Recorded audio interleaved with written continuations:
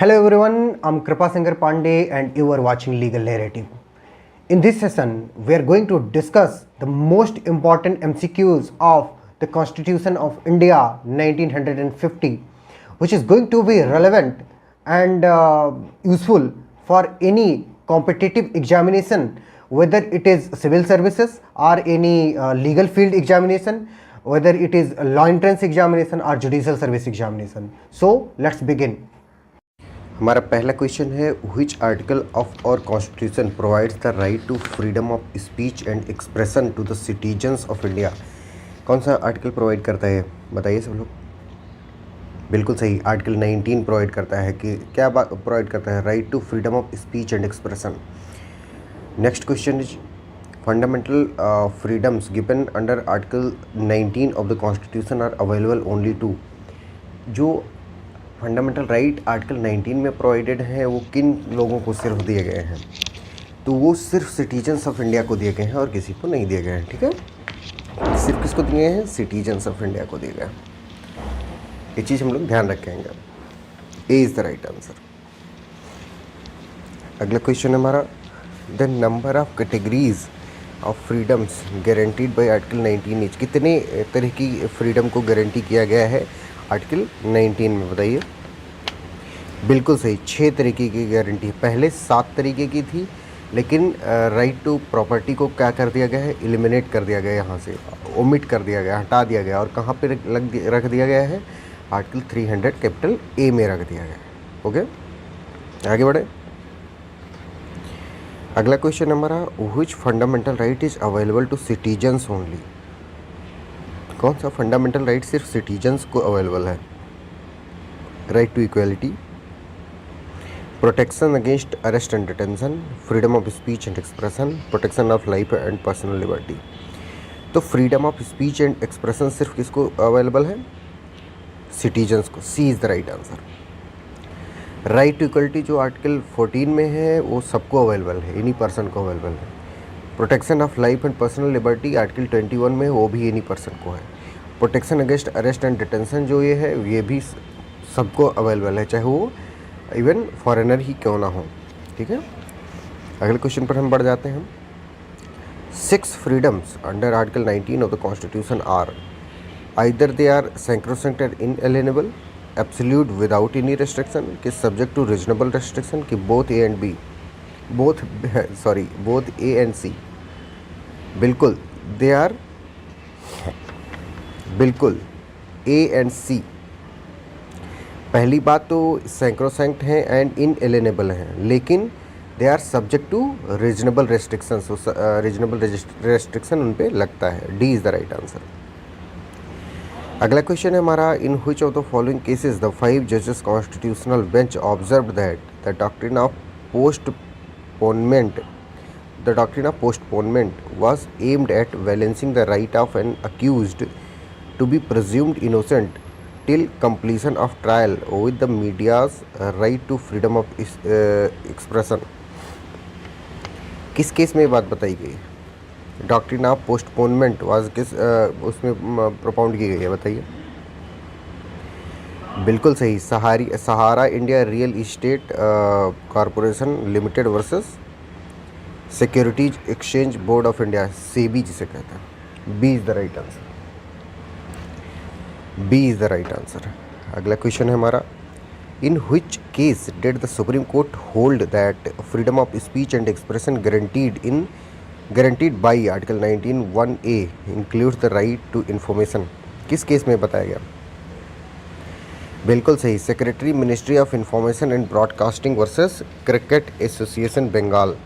ये जो केसेस आ रहे हैं इनको आप लोग चाहे नोट डाउन करके हमको PDF भेजोगे, हम चेक करेंगे कि कितने लोगों ने इसको नोट डाउन किया हुआ है। ठीक है, सबका चेक करेंगे, सब लोग भेजना।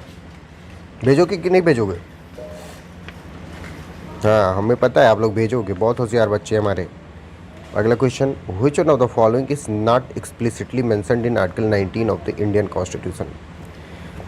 बिल्कुल एक्सप्लिसिटली क्या नहीं मेंशन्ड है, फ्रीडम ऑफ प्रेस नहीं मेंशन्ड है भैया, और सब कुछ मेंशन्ड है। Freedom to move freely in the territory of India है, फ्रीडम ऑफ स्पीच एक्सप्रेशन तो है, ये है 19(1)A में।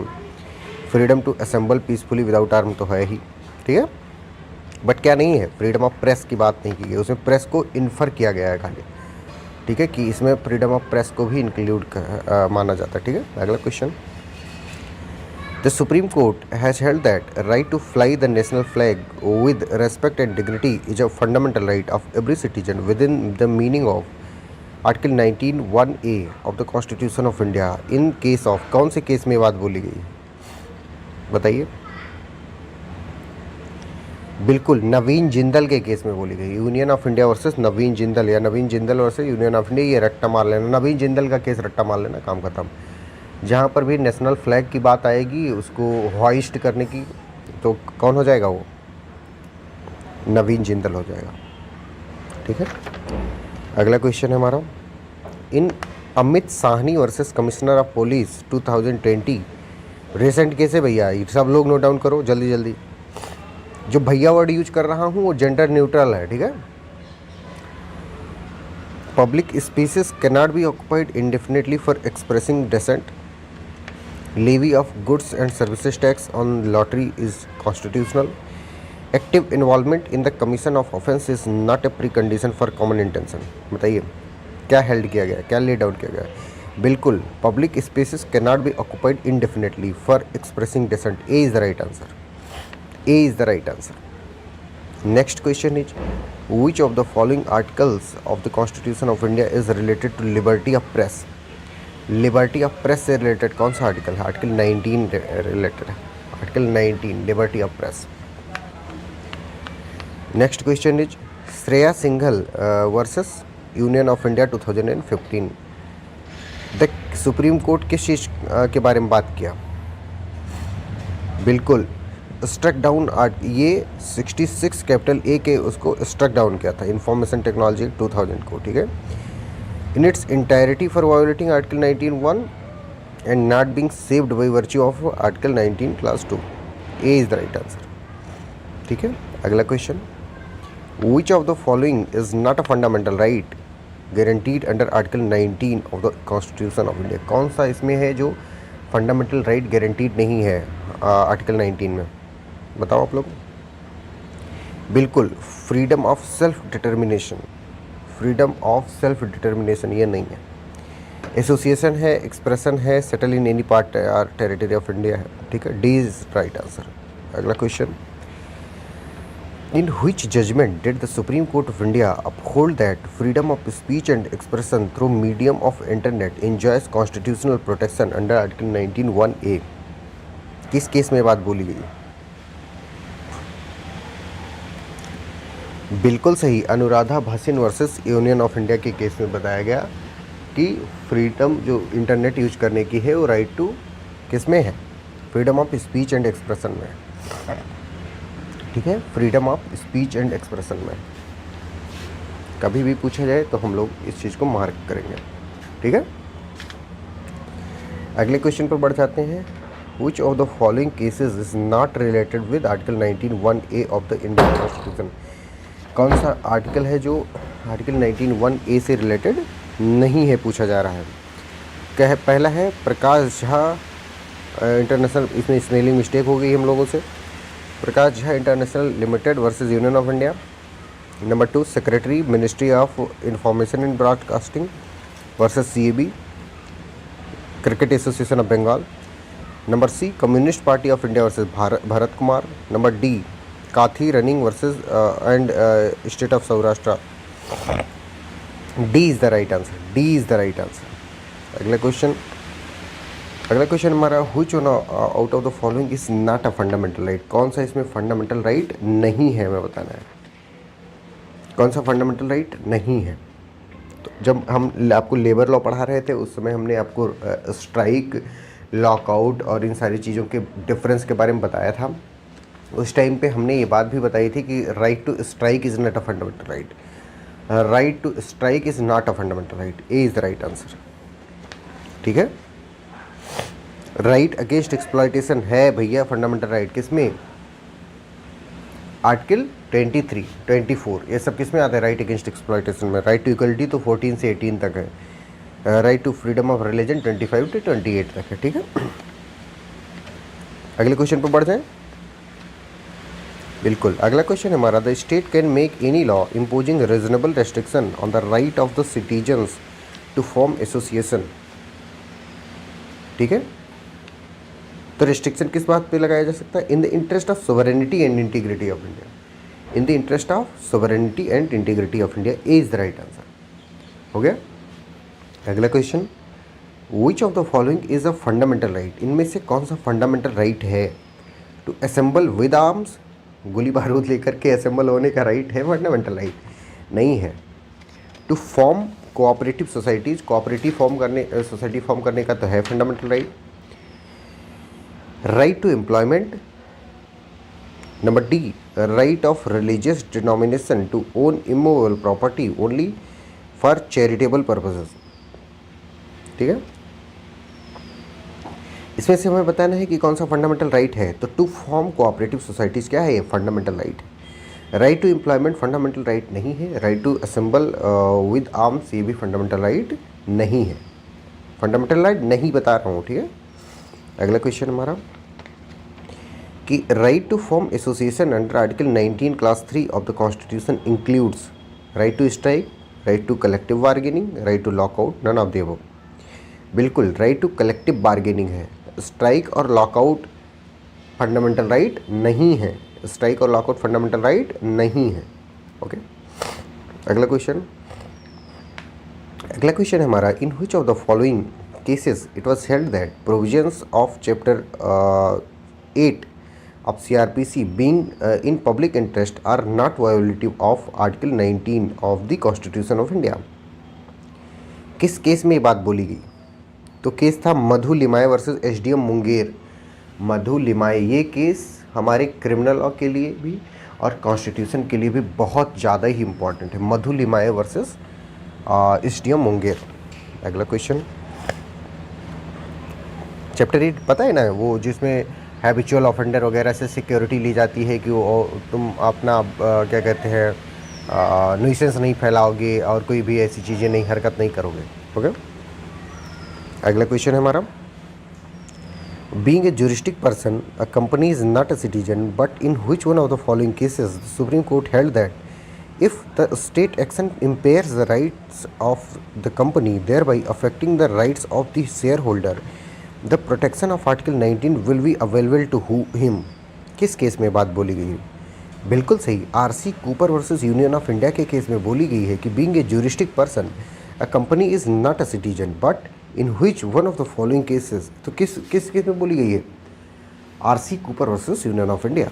अगला question, which article of the constitution of India guarantees citizens the right to settle in any part of the territory of India. अब हमने constitution पढ़ाते टाइम ये भी बताया था कि आर्टिकल 19 के जितने भी प्रोविजंस हैं 6 हैं, वो 6 को 6 पढ़ोगे और क्या पढ़ोगे, उन पे लगाए गए reasonable restriction, corresponding reasonable restrictions पढ़ोगे। तो जिन जिन लोगों ने रट्टा मारा होगा उनका सबका सही जा रहा होगा। ठीक है, तो वो है आर्टिकल 19(1)(e। आर्टिकल 19(1)(e) में बात बोली गई है कि जो सिटीजन्स हैं they have right to settle in any part of the territory of India. ठीक है, आर्टिकल 19(1)(e। आगे बढ़ जाएं। Right of a citizen to carry on any occupation, trade और बिजनेस इज ए। ये क्या है? कॉन्ट्रेक्चुअल राइट है, right under transfer of property act है, कॉन्स्टिट्यूशनल राइट है, राइट अंडर पार्टनरशिप एक्ट है। बताइए। बिल्कुल कॉन्स्टिट्यूशनल राइट है, constitutional right. C is the right answer. Next question is, pursuant to a constitutional amendment, cooperative society finds a place among fundamental rights in। cooperative society किस उसमें बताई गई? तो देखो C से कोऑपरेटिव, तो C में यानी आर्टिकल 19(1)(c) में कोऑपरेटिव सोसाइटी की बात की गई है। C से कोऑपरेटिव होता है और 19(1)(c) में बताई गई है। ऐसे याद कर लोगे आप लोग। ठीक है, अगला क्वेश्चन है, a Pakistani citizen residing in India can not claim fundamental right to. किस बात का फंडामेंटल राइट वो क्लेम नहीं कर सकता? जो पाकिस्तानी सिटीजन है, इंडिया में रेसाइड कर रहा है, बताइए। बिल्कुल सही, freedom of trade and profession को नहीं कर सकते क्योंकि इक्वलिटी बिफोर लॉ यानी आर्टिकल 14 एनी पर्सन को अवेलेबल है। Life and personal liberty article 21 any person को अवेलेबल है। Freedom of religion any person को अवेलेबल है within the territory of India, लेकिन freedom of trade and profession सिर्फ Indian citizen को available है भैया, ठीक है। भैया is a gender neutral word, लड़का लड़की दोनों पर लागू होता है, ठीक है। कोई गुस्सा ना हो जाना कि भैया भैया बार बार बोल रहे हैं और हमको बोल ही नहीं रहे, ठीक है। आगे बढ़ जाए हम लोग। विच one of the following is not a ground on which a reasonable restrictions on the right to freedom of speech and expression can be imposed, बताइए। which one of the following is not a ground on which a reasonable restrictions on the right to freedom of speech and expression can be imposed, बताइए। बिल्कुल सही, D is the right answer, public policy, public policy. अगला question, which security of state, public order और morality के reasonable restriction के ground है। अगला question, which one of the under mentioned right is guaranteed to citizen as right to freedom under article 19, right to vote, right to citizenship, right to contest election, right to assemble peacefully without harm। बिल्कुल, right to assemble peacefully without arms, D is the right answer। Next question is article 19(1)(e of the constitution of India guarantees किस बात की बात करता है। अभी हमने पीछे क्वेश्चन देखा हुआ था, freedom to reside in any part of India, D is the right answer, D is the right answer. Okay, हो गया, इतनी बात आ गई सबको समझ। आगे बढ़ जाते हैं हम लोग। अगला क्वेश्चन है हमारा, the constitution 97th amendment act 2011 inserted under article 19(1)(c किस बात को इसने इंसर्ट किया। बिल्कुल, अभी मैंने बताया था 19(1)(c), सी से कोऑपरेटिव, तो कोऑपरेटिव सोसाइटीज़ को इसने इंट्रोड्यूस किया।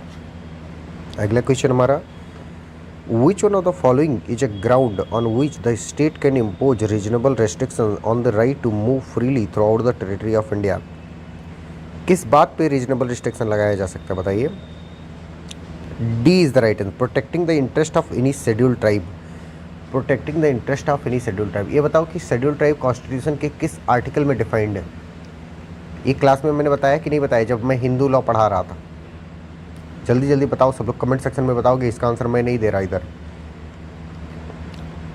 नाम नोट किया जा रहा है, कौन कौन दे रहा है, सबको फ़ोन कर करके बताया जाएगा कि भैया आपने नहीं दिया था आंसर और आपने दिया था, ठीक है। आप लोग सब लोग आंसर करोगे कि शेड्यूल ट्राइब को कहाँ पे डिफाइन किया गया कॉन्स्टिट्यूशन में। अगला क्वेश्चन है, match list 1 with list 2 and select the correct answer given below. List 1 को लिस्ट 2 से मिलाना, तो freedom of assembly, freedom of assembly को किससे मैच करोगे। बिल्कुल, आर्टिकल 19 क्लास 3 से है, freedom of assembly article 19 clause 3 से है। और फ्रीडम ऑफ स्पीच किससे है, आर्टिकल 19 क्लास 1 से है। उनमें रीजनेबल रिस्ट्रिक्शन कहाँ लगाया जाएगा, आर्टिकल 19 क्लास 2 में लगाया जाएगा, ठीक है। और freedom of profession, trade and occupation, इस पर रीजनेबल रिस्ट्रिक्शन कहाँ लगाया जाएगा, आर्टिकल 19(1)(6) में लगाया जाएगा, यानी ए is the right answer. Corresponding जो अपने रेस्ट्रिक्शंस हैं, रीजनेबल रेस्ट्रिक्शंस हैं, वो ऐसे हैं कि जैसे हम जैसे आर्टिकल 19(1)(a), ठीक है, इधर से बढ़ेंगे और करस्पॉन्डिंगली 1 2 3 4 5 6 ऐसे लिख लेंगे, ठीक है।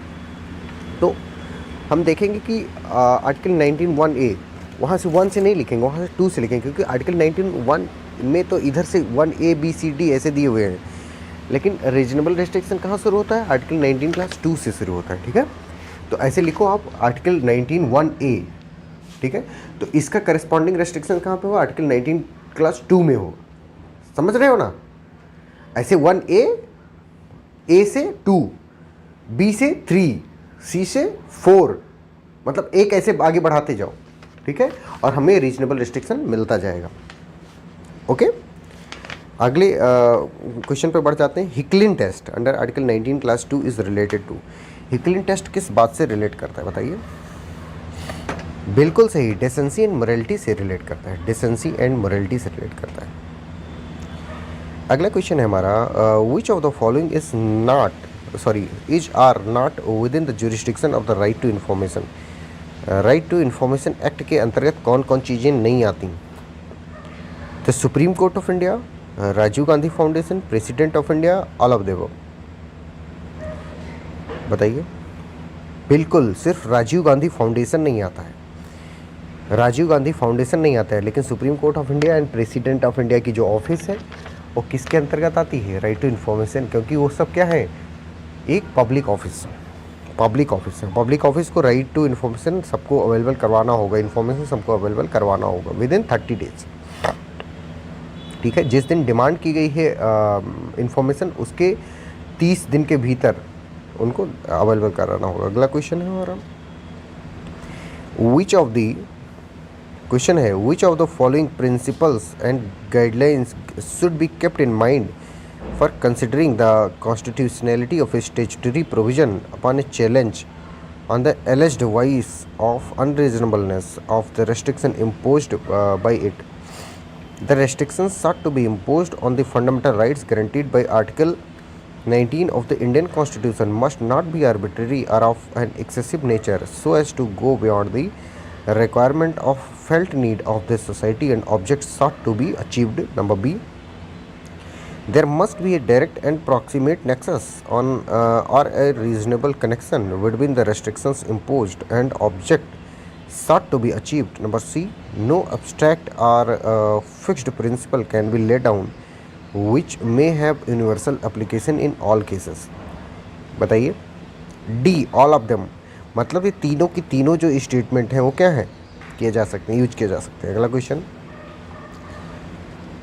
अगला क्वेश्चन हमारा कि which of the following statement regarding freedom of association is are found to be correct? कौन सा इसमें फ्रीडम ऑफ एसोसिएशन से रिलेटेड है और वो करेक्ट है? पहला है हमारा, the right guaranteed under article 19(1)(c is an ordinary right which is enjoyed by all citizen to form association. Number second, it has no reference to a right which is conferred by a particular statute to act as a member of a body which is the creation of the statute itself. बताइए कौन सा सही होगा? बिल्कुल A is the right answer, A is the right answer, दोनों हैं. ठीक है, अगला क्वेश्चन हमारा, देखो कई लोग हमसे ये पूछ रहे हैं कि क्या सर जो आप क्वेश्चन इधर बता रहे हैं कॉन्स्टिट्यूशन के, सीआरपीसी के और क्रिमिनल लॉ के और हिंदू लॉ, मुस्लिम लॉ, इन सब के, इनसे बाहर क्वेश्चन, देखिए इस चीज़ की तो कोई गारंटी नहीं ले सकता कि इससे बाहर नहीं आएगा, लेकिन for the purpose of practice this is more than sufficient. लेकिन इससे भी अगर आप, हाँ, लेकिन इसकी सफिशिएंसी कब मानी जाएगी? जब आप कम से कम इसको 4 बार या 3 बार देख लोगे, कम से कम 3 या 4 बार रिवाइज करोगे और एक्टिवली रिवाइज करोगे. एक्टिवली रिवाइज करने का मतलब है हमारे साथ साथ हम क्वेश्चन जब खोल रहे हैं, पढ़ रहे हैं उसको, तो आप उसका आंसर लिखोगे. ये नहीं कि हम सिर्फ क्वेश्चन बोल रहे हैं और उसका आंसर बोल दे रहे हैं, आप सिर्फ सुन ले रहे हो. वो भी काम करेगा, ऐसा नहीं है नहीं काम करेगा, लेकिन पहली दूसरी बार आपको वो पहली वाली एक्सरसाइज करनी होगी. पेन पेपर से लिखना होगा या तो आपको कमेंट सेक्शन में बार बार लिखना होगा उसके आंसर्स. ठीक है, अगर पेन पेपर आपका नहीं है, आप मान लो कहीं बाहर हो, तो आप क्या करो, उसमें कमेंट सेक्शन में ही क्या कर दिया करो, लिख दिया करो.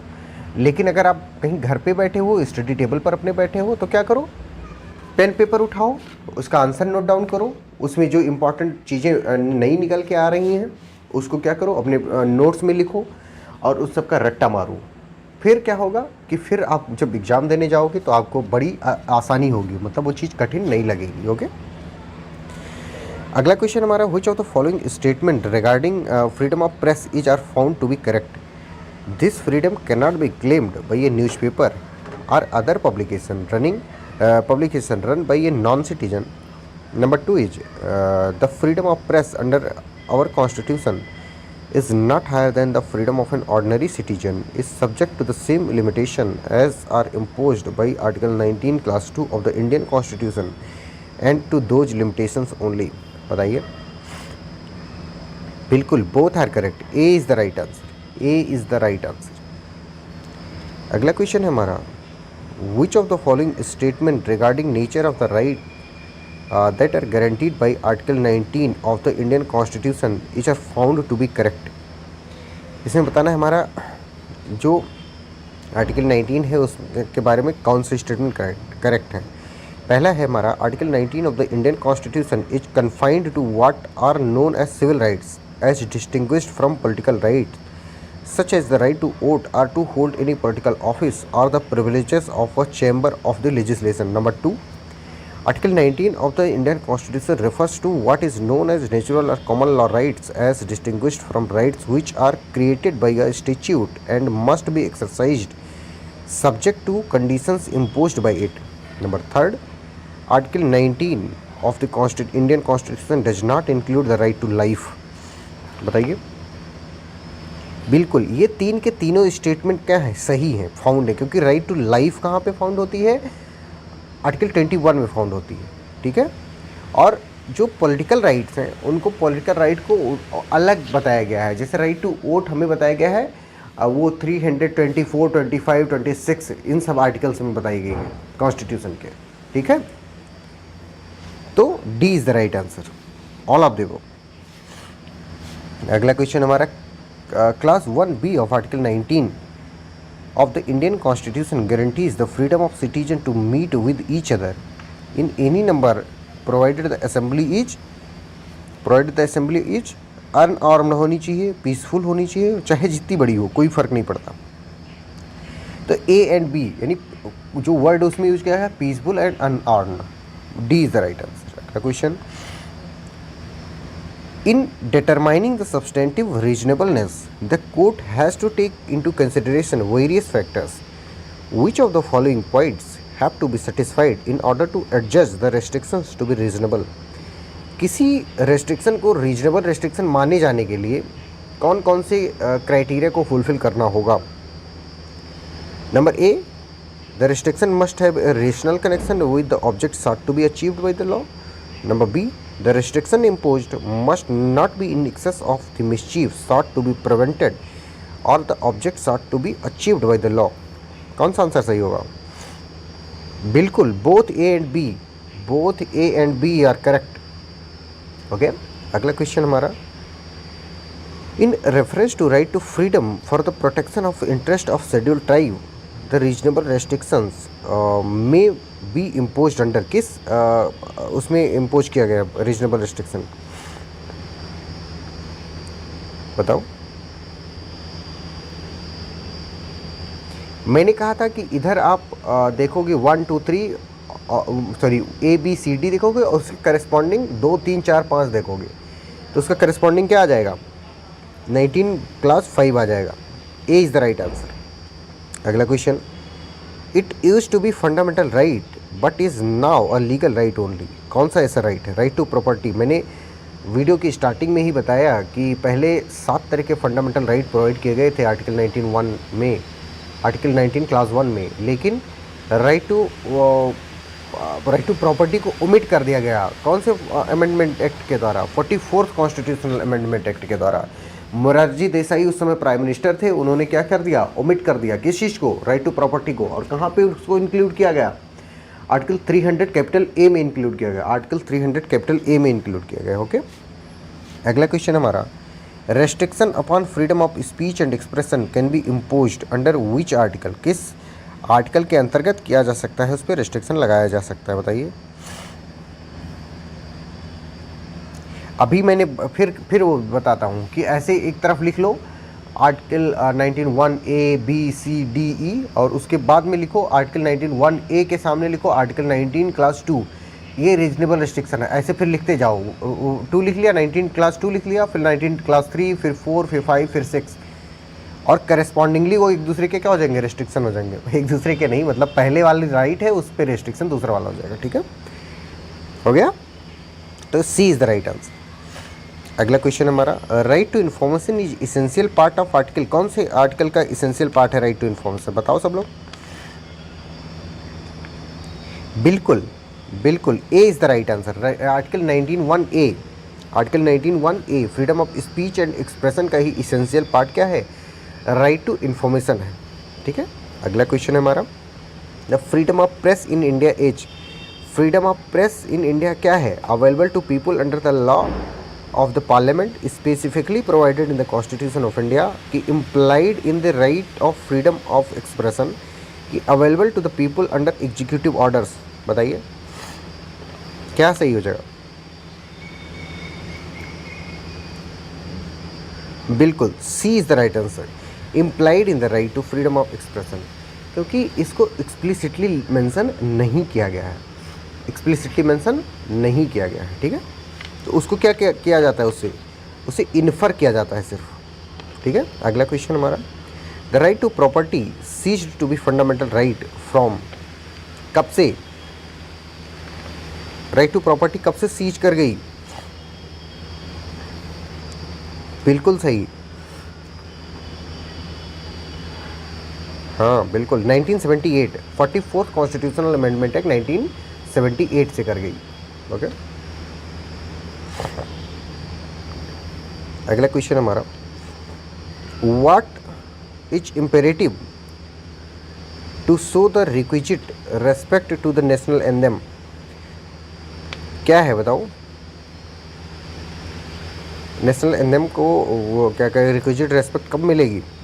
टू बो, थोड़ा सा झुक जाना रेस्पेक्टफुली या खड़े हो जाना रेस्पेक्टफुली, ऐसा है कि नहीं है? नहीं, ऐसा नहीं है, स्टैंड रेस्पेक्टफुली। जब हम खड़े हो जाते हैं, कहने आप लोगों ने सुना होगा कि सिनेमा हॉल में भी ये रूलिंग आई थी सुप्रीम कोर्ट की कि जब नेशनल एंथम गाया जाएगा, कोई मूवी शुरू होगी उसके पहले, तो सब लोगों को क्या होना है, खड़े होना है, stand respectfully, stand respectfully. Okay, आगे बढ़ते हैं।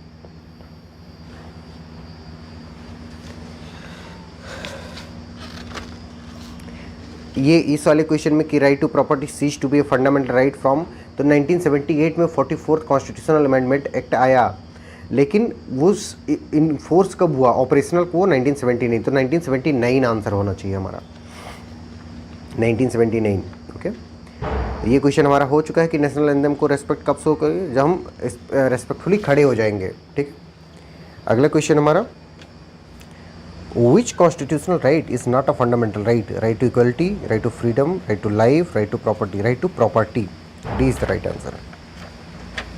D is the right answer. अगला क्वेश्चन हमारा, which of the following amendment acts empowers the court to adjust the reasonableness of a restriction imposed even on the right guaranteed by Article 19(1) capital A of the Indian Constitution, यानी मतलब right Article 19(1)(a), बताइए।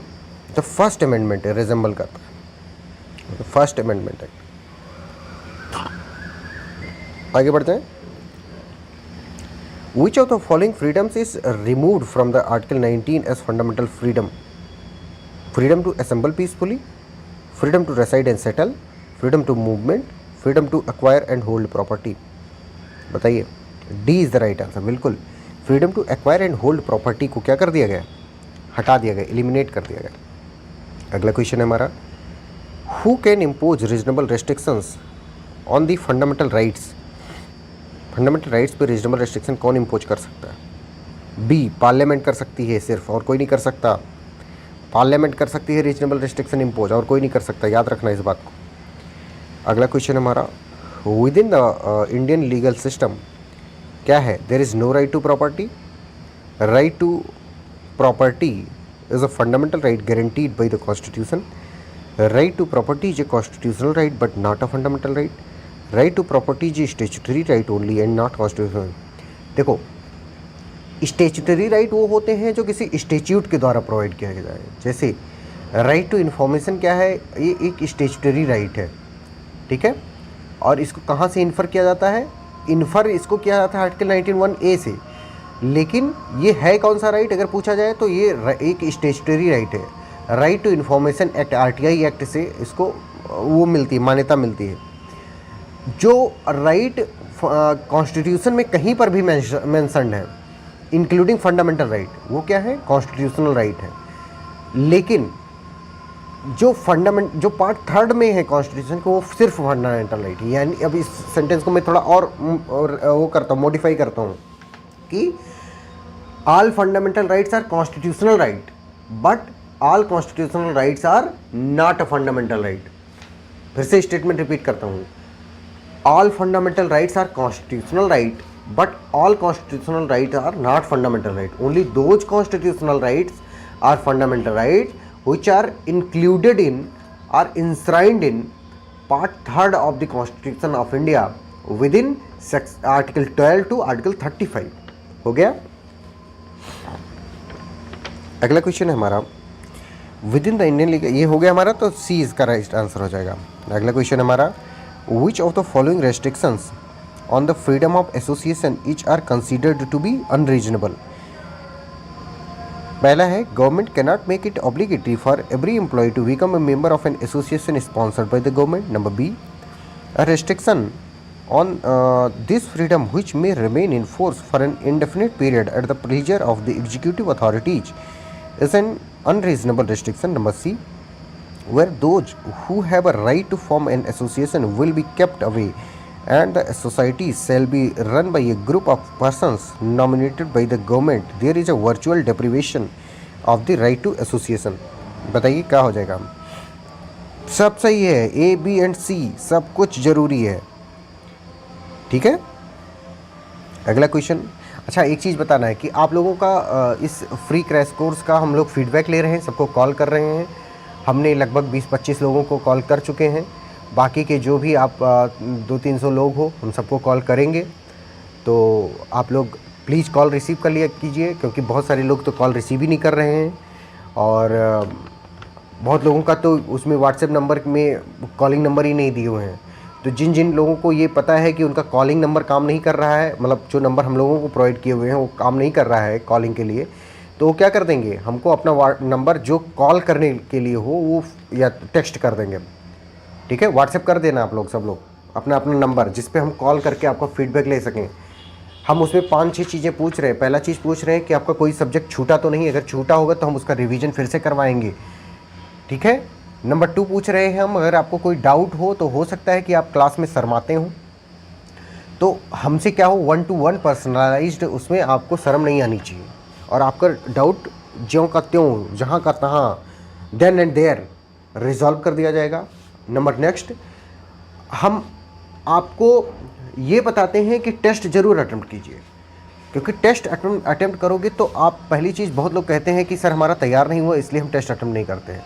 भैया test attempt करो, फिर तैयार करो, फिर दोबारा आके अटेम्प्ट करो, फिर तैयार करो, फिर अटेम्प्ट करो। ये एक्सरसाइज होनी चाहिए। ये नहीं होनी चाहिए कि कभी भी ऐसा परफेक्ट दिन नहीं आएगा जब आप एकदम मतलब खुश होकर के कहोगे कि अब तो हमारा सब कुछ तैयार हो गया, अब लाओ चलो टेस्ट अटेम्प्ट करते हैं। ठीक है। That day is just an illusion. वो एक दिन क्या है, एक इल्यूजन है कि सब कुछ तैयार होगा। किसी का ऐसा नहीं होता है, ना मेरा होगा, ना कभी आपका होता, ना किसी का होता है। पता नहीं कल को नया क्वेश्चन आ जाए और हमको ना पता हो सकता है कि नहीं हो सकता, सब लोग बताओ। तो सब लोग टेस्ट अटेम्प्ट करोगे, कोई डाउट होगा उसको हम लोगों से कॉल करके, व्हाट्सएप करके 24/7 पूछोगे जब तक एग्ज़ाम ख़त्म नहीं हो जाता आपका। ठीक है। हमने आपका हाथ पकड़ा है, आपको ये वाला एग्ज़ाम क्लियर करा के मानेंगे, चाहे जो हो जाए। ठीक, चाहे हमें जितनी मेहनत करनी पड़े। आप लोगों को पता होगा बहुत मेहनत कर रहे हैं हम लोग। ठीक है। तो ये क्वेश्चन था, by which of the following classes the right to freedom of movement is guaranteed to Indian citizen. बिल्कुल, आर्टिकल 19(1)D। अगला question, bearer bond case known as, bearer bond case किसको कहते हैं? बिल्कुल, R K. Garg versus union of India को, R K. Garg versus union of India को bearer bond case कहते हैं। R K. Garg versus union of India को बियरर बॉन्ड केस कहते हैं। ठीक है। अगला क्वेश्चन है हमारा कि article 19(1)E of the constitution of India guarantees, article 19(1)E किस बात की गारंटी देता है? Freedom to reside in any part of India, freedom to reside in any part of India. ठीक है। अगला क्वेश्चन हमारा, article 19 clause 5 it imposes reasonable restrictions on the exercise of this right on the ground of, किस ground पे ये reasonable restriction लगाता है बताइए? बिल्कुल, the interest of the general public. Number 2, the protection of the interest of any scheduled tribe. Both is the right answer. Article 366 class 25 define करता है scheduled tribe को। आप लोगों ने, कुछ लोगों ने उधर आंसर अभी किया था पहले, हमने देखा, बड़ा अच्छा लगा कि आप लोग याद रखते हो साइमल्टेनियसली। देखो, लॉ एक ऐसी फील्ड है कि इसमें किसी भी दो एक्ट को आप सेग्रीगेट करके ऐसे नहीं पढ़ सकते। आपको होलिस्टिकली तैयार होना होता है। पता नहीं कब का कहाँ आ जाए, कॉन्स्टिट्यूशन को कहाँ कोट करना पड़ जाए, CRPC, IPC, एविडेंस, CPC, इन सबको कहाँ कोट करना पड़ जाए, कॉन्ट्रैक्ट। ठीक है। आगे बढ़ जाते हैं। As a part of the right to freedom which one of the following does not form part of freedom to assemble peaceably and without arms? बताइए। बिल्कुल, gherao official not performing their duties, A is the right answer. Gherao, strike, lockout, ये सब क्या है? Freedom of उसमें नहीं आते हैं। ठीक है, किसी को कोई डाउट? अगला क्वेश्चन है हमारा, being a juristic person a company is not a citizen but in which one of the following cases the Supreme Court held that if the state action impairs the right of the company thereby affecting the rights of the shareholder the protection of article 19 will be available to him? किस case में कहा गया? इस case को हम अभी पिछली कुछ क्वेश्चन पहले ही भी इस चीज़ को डिस्कस कर चुके हैं। तो क्या है? RC Cooper versus union of India. अच्छा, आप लोग सोच रहे होंगे कि हम इतनी देर से आर्टिकल 19 ही क्यों डिस्कस कर? भैया, article 19 is the most important article, इससे बहुत क्वेश्चन पूछे जाते हैं। ठीक है, क्योंकि इसके वेरियस क्लॉजेज हैं। तो हम आर्टिकल 19 पे जितने एंगल से 360 डिग्री एंगल से जितने क्वेश्चन बन सकते हैं सब आपके लिए बना लाए हैं। किसी भी बुक में जा करके पढ़िएगा, आर्टिकल 19 आप लगभग सॉल्व कर सकोगे इस टेस्ट को अटेम्प्ट करने के बाद में। ठीक है, अगला क्वेश्चन हमारा, freedom of speech and expression has no geographical limitation and it carries with it the right of a citizen to gather information and to exchange thought with others not only in India but abroad also held in which case? किस case में बात बोली गई? बिल्कुल, Maneka Gandhi versus Union of India बोली गई, Maneka Gandhi versus Union of India. अगला question हमारा, in which case the supreme court held that flying the national flag with respect and dignity is an expression and manifestation of one's allegiance and feeling and sentiments of pride for the nation and therefore is a fundamental right protected under article 19(1)(a)। तो जहाँ पर भी बात आएगी किसकी? National flag के hoist करने। Hoist मतलब सिर्फ नेशनल फ्लैग को फहराने को हॉइस्ट कहते हैं। ठीक है, फ्लाई व्लाई नहीं कहते हैं, लेकिन हमारे इसमें फ्लाई वर्ड यूज हो गया है, थोड़ा इजी अंडरस्टैंडिंग के लिए सब लोग समझ जाओ। बट हॉइस्ट कहते हैं, हमेशा नेशनल फ्लैग कहीं पर भी फहराया जाता है तो उसे हॉइस्ट कहते हैं, HOIST। ओके, तो जहाँ पे भी नेशनल फ्लैग को हॉइस्ट करने की बात आएगी वहाँ पे नवीन जिंदल आंसर होगा। तो ढूंढो इसमें नवीन जिंदल किस क्वेश्चन ऑप्शन में है? तो सी में है। ओके, अगला क्वेश्चन हमारा, in which case the supreme court held that the right to free speech and expression of the people is represented through press freedom in both circulation and content freedom exist? बताइए। Question case है हमारा Bennett Coleman company versus union of India. A is the right answer, A is the right answer, Bennett Coleman and company versus union of India. अगला question, in which of the following cases it was held that provisions of chapter 8 of the CRPC being in public interest are not violative of article 19 of the constitution of India? बताइए। Madhu Limaye versus SDM जब मुंगेर, इस case को मैंने अभी कुछ देर पहले भी discuss किया हुआ था। अगला question, originally how many rights are guaranteed under article 19? Initially ये जब आज हम अपना टेस्ट स्टार्ट किए तभी हमने बताया था आपको, कितने थे पहले? ओरिजिनली 7 थे। राइट टू प्रॉपर्टी को ओमिट कर दिया गया किस अमेंडमेंट एक्ट के द्वारा? 44th कॉन्स्टिट्यूशनल अमेंडमेंट एक्ट के द्वारा। किसकी सरकार थी? मोरारजी देसाई की सरकार थी। कब बनी? 1975 के इमरजेंसी, नेशनल इमरजेंसी के बाद बनी। नेशनल इमरजेंसी किस आर्टिकल में प्रोवाइडेड है? सब लोग कमेंट सेक्शन में बताओ, नेशनल इमरजेंसी किस आर्टिकल में प्रोवाइडेड है? Pursuant to a constitutional, next question is pursuant to constitutional amendment, cooperative society finds a place among fundamental rights। किस आर्टिकल में कोऑपरेटिव सोसाइटी की बात की गई है? सी से कोऑपरेटिव मैंने बताया था, तो आर्टिकल 19(1)(c) में बात आई गई है। अगला question, right to form association under article 19 clause 3 of the constitution includes. Right to strike को करता है? नहीं करता। राइट टू लॉकआउट को करता है? नहीं करता। राइट टू कलेक्टिव बार्गेनिंग को करता है। B is the right answer. इस क्वेश्चन को हम पहले कर चुके हैं। अगला क्वेश्चन हमारा, right to citizen to carry on an occupation trade and और बिजनेस इज अ, क्या है ये? बिल्कुल कॉन्स्टिट्यूशनल राइट है। अभी देखो, अभी हमने कुछ देर पहले आपको एक्सप्लेन किया कि कॉन्स्टिट्यूशनल राइट क्या होते हैं, फंडामेंटल राइट क्या होते हैं, और क्या बताया, स्टेचुटरी राइट क्या होते हैं। तो अगर इस ऑप्शन में, इस क्वेश्चन के ऑप्शन में फंडामेंटल राइट भी ऑप्शन होता तो वो ज़्यादा सही होता, लेकिन वो ऑप्शन में नहीं है, तो क्या सही है, सिर्फ कॉन्स्टिट्यूशनल राइट सही है। ठीक है, अगला question, the ability to organize into organisations, unions और cooperative societies is provided for under किस आर्टिकल में बात बताई गई है? बिल्कुल C, 19(1)(c). Okay, cooperative society से कट 19(1)(c). ओके, अच्छे बच्चे। Next question is, the constitution 97th amendment act 2011 inserted article 19(1)(c).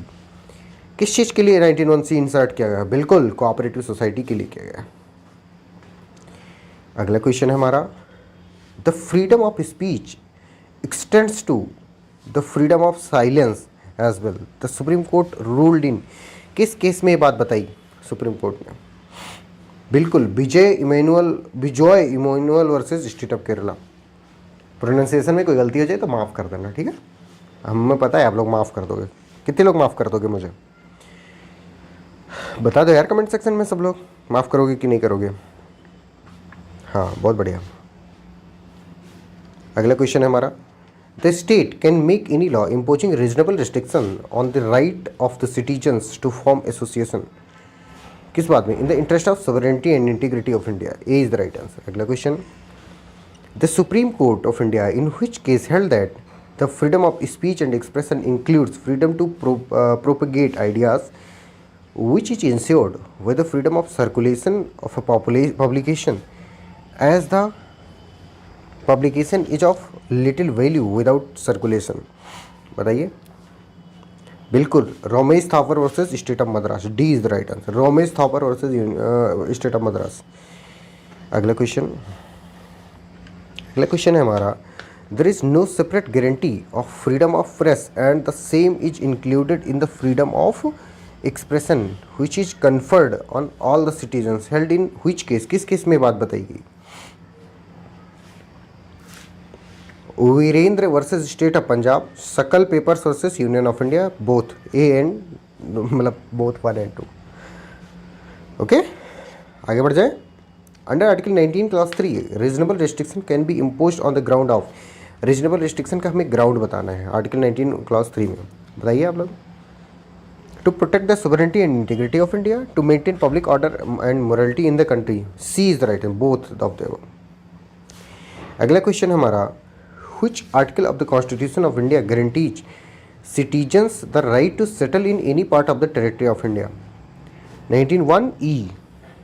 19(1)(e). इस पे रीजनेबल रिस्ट्रिक्शन क्या है? For the greater public good and number 2 interest of the scheduled tribe. अगला question, which article of the Indian constitution protects persons right to travel abroad. कौन सा article है जो persons के राइट को प्रोटेक्ट करता है ट्रेवल अब्रॉड करने के लिए? बिल्कुल 19, आर्टिकल 19। आर्टिकल 19 करता है।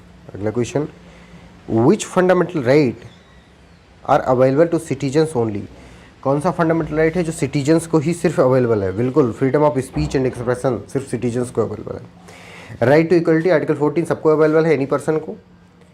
Protection against arrest and detention सबको अवेलेबल है। Protection of life and liberty सबको अवेलेबल है। अगला question, which of the following cases related to anti strike verdict. Anti strike verdict से रिलेटेड कौन सा केस है? बिल्कुल T K. Rangarajan versus government of Tamil Nadu. TK. Rangarajan versus government of Tamil Nadu. ये किस चीज़ से रिलेटेड है? Anti strike verdict. Anti strike verdict से रिलेटेड है। Okay, T K. Rangarajan versus government of Tamil Nadu. अगला question, which of the following expression is are employed under article 19(1)(g of the Indian constitution. कौन कौन से वर्ड यूज किए हैं? Profession, occupation, trade and business. क्या है? ऑल ऑफ दी, सब कुछ अप्लाई किए गए। प्रोफेशन भी, ऑक्यूपेशन भी, ट्रेड एंड बिजनेस भी, सब कुछ। ठीक है, अगला क्वेश्चन हमारा, which one of the following rights is available under article 19(1)(d read with article 21। बताओ। Right to privacy, right to privacy, ठीक है, राइट टू प्रिवेसी। अगला question, which one of the under mentioned rights is guaranteed to citizen as right to freedom under article 19? Right to vote, right to citizenship, right to contest election, right to assemble peacefully without arms। बताइए। D is the right answer, right to assemble peacefully without arms. और सब क्या है? और सब fundamental right नहीं है, कोई कुछ स्टेचुटरी राइट हैं और कुछ कॉन्स्टिट्यूशनल राइट। ओके, अगला क्वेश्चन हमारा, which of the following is prohibited without the consent of the president of India according to article 18? बताइए। Conferment of title, accepting any title from foreign state, accepting any gift or office of any kind from or under any foreign state, कि all of the above. ये article 18 की बात करता है, article 18 में all of the above हो जाएगा, सब कुछ इंक्लूडेड है। ओके, अगला क्वेश्चन हमारा, which one of the following is not the ground on which a reasonable restrictions on the ground to freedom of speech and expression can be imposed? बताइए। Public policy, D is the right answer, public policy. Security of state, public order and morality है, but public policy is not a ground.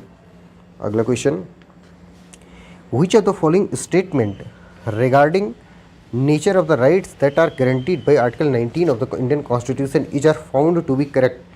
Number first, article 19 of the Indian Constitution is confined to what are known as civil rights as distinguished from the political such as right to vote। इस question को हम पहले भी solve कर चुके हैं, इसका answer आप लोग ऐसे डायरेक्ट बता दोगे।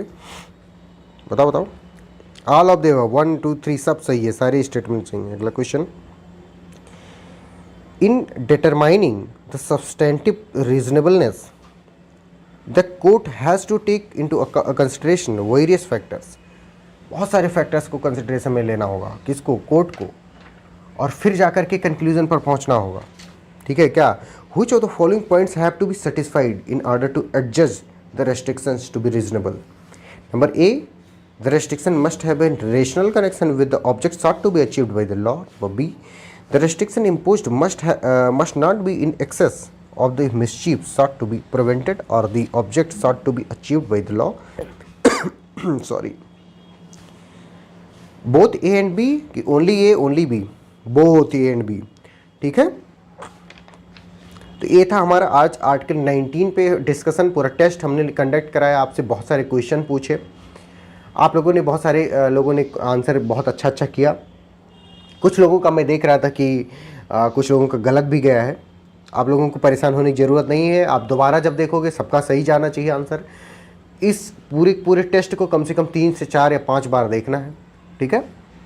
ओके, और गर्मी बहुत ज़्यादा हो रही है आजकल, तो आप लोग इस चीज़ का ख्याल रखोगे कि सबकी तबीयत वगैरह सही बनी रहे, तभी 1 जनवरी को फर्स्ट पोजीशन सब लोग लेके आओगे। लाओगे नहीं लाओगे? सॉरी, 1 जुलाई को फर्स्ट पोजीशन कौन कौन लाएगा? बहुत सही मेरे बच्चे, ठीक है? चलो फिर सो जाते हैं। Good night, bye bye, take care, good night.